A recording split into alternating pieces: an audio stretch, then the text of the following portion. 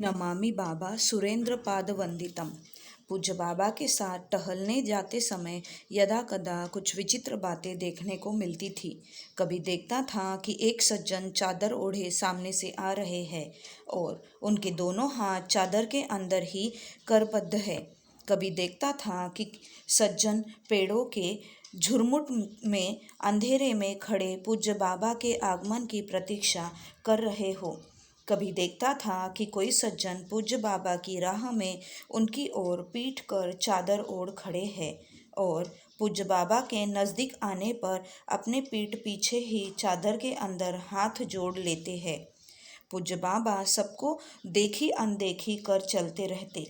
एक दिन मैंने हिम्मत कर टहलते हुए पूज्य बाबा से इन लोगों के विषय में पूछ दिया। पूज्य बाबा ने कहा, यह तुम्हारे जानने का विषय नहीं है। ऐसे लोगों को मैं मार्ग में कभी नहीं देखता था। कभी कभी मैदान तक पहुँचते पहुँचते पूज्य बाबा कह देते, नागीना अब तुम वापस जाओ, आज बाहर से कुछ लोग मिलने आने वाले हैं और मैंने उनको समय दे रखा है। लाचारी से वापस आ जाना पड़ता था। एक दिन मैदान तक साथ गया और पूज्य बाबा से पूछ बैठा, बाबा ये कौन लोग हैं जो संध्या समय मैदान में आपका समय ले लेते हैं और हम लोग इस सौभाग्य से वंचित रह जाते हैं। पूज्य बाबा ने कहा, कुछ ऐसे लोग हैं जो दूर दराज से दर्शन करने आते हैं और उनको अगर समय न दूँ तो उनको कष्ट होता है, इसीलिए तुमको लौटा देता हूँ। मैंने पूछा, क्या वे हमारे गुरु भाई हैं? पूज्य बाबा ने बताया, कई तरह के लोग हैं।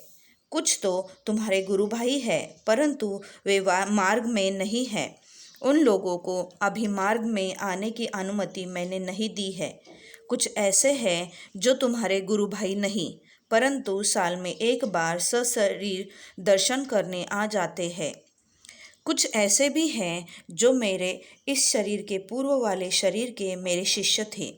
अब उन लोगों ने भी पूर्णत्व प्राप्त कर लिया है और ध्यान में मुझे यहाँ देख दर्शन करने चले आते हैं। इसी प्रसंग में पूज्य बाबा ने बताया कि एक बार वे कलकत्ता काली मंदिर के पास से गुजर रहे थे कि उन्होंने दो साधुओं को मंदिर के सामने सड़क के किनारे बैठा देखा। एक साधु चिल्ला चिल्ला कर भीड़ इकट्ठा कर रहा था और कह रहा था कि अपना हाथ दिखाओ और भाग्य में क्या है जानो। दूसरा साधु, जो व्यक्ति हाथ दिखलाने को तैयार हो जाता था, उसका हाथ देख उसका भविष्य बता रहा था। पूज्य बाबा को कुछ कौतूहल सूझा और वह भी हाथ दिखाने चले गए। वो साधु चिल्लाकर लोगों को जमा कर रहा था। उनसे पूज्य बाबा ने पूछा, मेरा भी हाथ देखिए।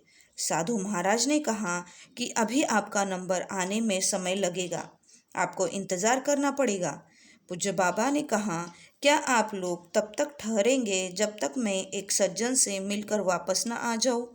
साधु महाराज ने कहा, हाँ, आप जाइए, अपना काम कर आइए, हम लोग अभी ठहरेंगे। पूज्य बाबा चले गए।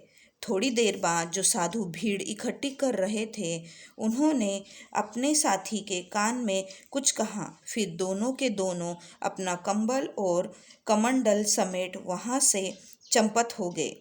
जब पूज्य बाबा लौटे और वहाँ बैठे कुछ लोगों से उन्होंने उन साधुओं के बारे में पूछा तो उन लोगों ने पूज्य बाबा को बताया कि आपके जाने के कुछ देर बाद ही जो साधु लोगों को जमा कर रहे थे, अपने साथी के कान में कुछ कहा और दूसरा साधु अरे बाप रे कहते हुए भाग खड़ा हुआ। इतना कह बाबा चुप हो गए, परंतु मेरी उत्कंठा जाग उठी। मैंने पूछा, वे साधु कौन थे? पूज्य बाबा ने बताया, वे मेरे इस शरीर के पूर्व के शरीर के शिष्य थे और वे दोनों पूर्णत्व को प्राप्त कर चुके थे। मेरे जोर देकर पूछने के कारण कि वे यहाँ तब तक ठहरेंगे जब तक मैं लौट न आऊँ, उनको मेरे विषय में संदेह हो गया और उन्होंने ध्यान कर मुझको जानना चाहा। ध्यान में उन्हें पता चल गया कि मैं तो उनका गुरु ही इस शरीर में हूँ। जैसे मैं तुम लोगों को यम नियम कठोर रूप से पालन करने को कहता हूँ, उसी प्रकार मैं उन लोगों को भी आदेश दिया था। हाथ देखकर पैसा कमाना यम नियम के विरुद्ध है। यम नियम विरोधी आचरण मेरे सामने कर रहे थे, इसीलिए भाग गए। मैंने फिर पूछा, बाबा, जब वे पूर्णत्व को प्राप्त कर लिए थे तो फिर ऐसा क्यों हुआ? पूज्य बाबा ने कृपा कर बताया कि वे दोनों आसाम से पंजाब जा रहे थे और हाथ में टिकट का पैसा न होने के कारण कलकत्ते में कुछ पैसा कमाकर पंजाब जाना चाहते थे।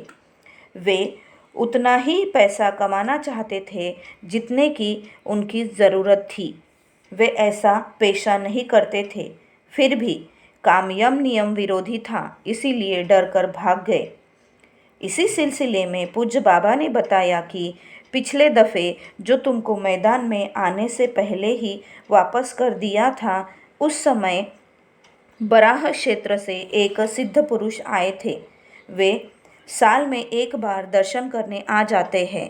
मैंने पूछा, बाबा, क्या वे मेरे गुरु भाई हैं? पूज्य बाबा ने कहा, नहीं।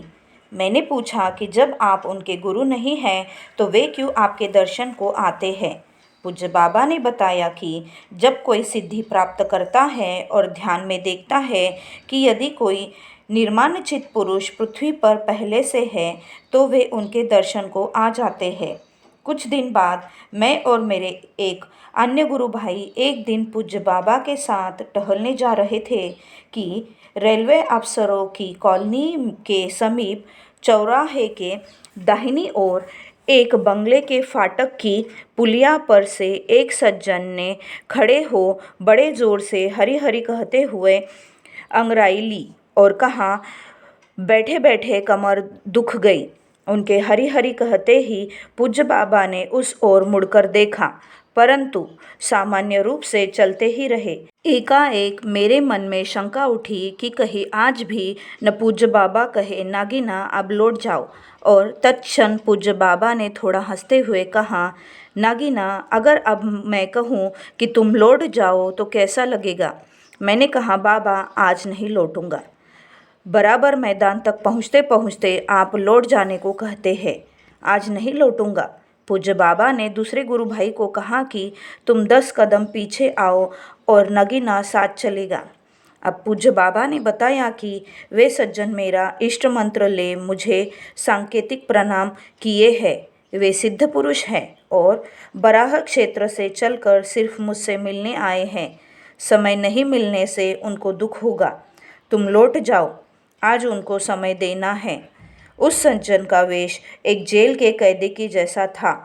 चेक्स के कपड़े का हाफ पैंट और बनियान पहने हुए थे और दाढ़ी बढ़ी हुई थी। पूज्य बाबा की आज्ञा पा हम लोग लौट आए और चौराहे पर पहुंचने से पहले मैंने अपने गुरु भाई से कहा कि हम लोगों के आते समय जो कैदी जैसे लिबास में एक सज्जन देखे थे उनको ढूंढना है। मेरे गुरु भाई दाहिनी तरफ वाले रास्ते पर तेजी से उनको खोजने चले और मैं बाएं तरफ वाले रास्ते पर। दोनों रास्ते घूमकर मैदान में ही जाते हैं। हम लोगों ने काफ़ी तेज़ी दिखलाई परंतु विफल रहे। पता नहीं वे सज्जन किधर से निकल गए। यद्यपि दोनों रास्तों पर हम लोगों ने उनको खोजने का प्रयास किया।